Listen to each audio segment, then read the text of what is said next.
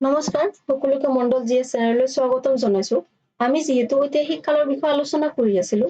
আজিৰ এই ভিডিঅ'টোৰ জৰিয়তে আমি বিদেশী পৰ্যটকৰ বিৱৰণ তথা বিদেশী সাহিত্যিক আৰু তেওঁলোকৰ ৰচনাৰ বিষয়ে আলোচনা কৰিম য'ত ভাৰতবৰ্ষৰ ইতিহাসৰ বিষয়ে বৰ্ণনা পোৱা যায় গতিকে আহক ভিডিঅ'টো আৰম্ভ কৰোঁ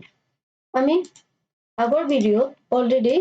পুৰাতাত্ত্বিক চিহ্ন মুদ্ৰা আৰু শিলালিপিৰ বিষয়ে আলোচনা কৰিলো আজি আমি কিছুমান বিদেশী পৰ্যটকৰ উল্লেখযোগ্য গ্ৰন্থ তথা ৰচনাৰ বিষয়ে চাওঁ প্ৰথমতে চাওঁ আমি হেৰডোটাছ যাৰ ৰচনা হ'ল হিষ্টৰিকা এই হেৰডোটাছকে ইতিহাসৰ জনক বুলি কোৱা হয় দ্বিতীয় হ'ল আপোনাৰ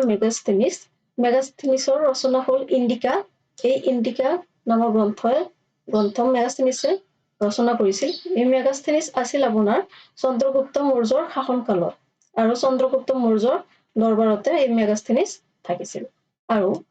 3 number Periplus of the Erythraean Sea যাৰ লিখক আনন্দ বা অজ্ঞাত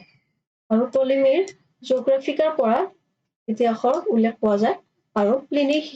নেচুৰেল হিষ্টৰিকা আৰু আল-বিৰুনিৰ কিতাবুল হিন্দ তথা তহৰিকে হিন্দ আৰু ফাহিয়ানৰ ফো কিউ কি এই ফাহিয়ান আছিল আপোনাৰ চীনৰ পৰ্যটক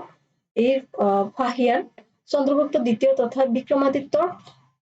শাসনকালত ভাৰতলৈ আহিছিল আৰু হিউৱেন চাং এও আছিল চীনৰ পৰ্যটক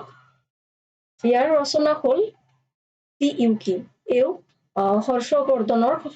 শাসনকালত আহিছিল আৰু তেতিয়া অসমত ভাস্কৰ বৰ্মনৰ শাসন আছিল আৰু ইবন বটুতা এও আফ্ৰিকা মৰক্কৰ দেশৰ পৰা আহিছিল আৰু ইয়াৰ ৰচনা হ'ল ৰেহেলা এই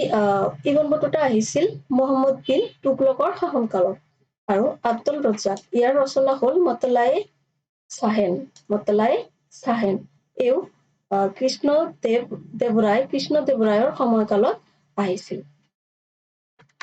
গতিকে আজিৰ ভিডিঅ'টো ইমানতে সামৰণি মাৰিলো আমি নেক্সট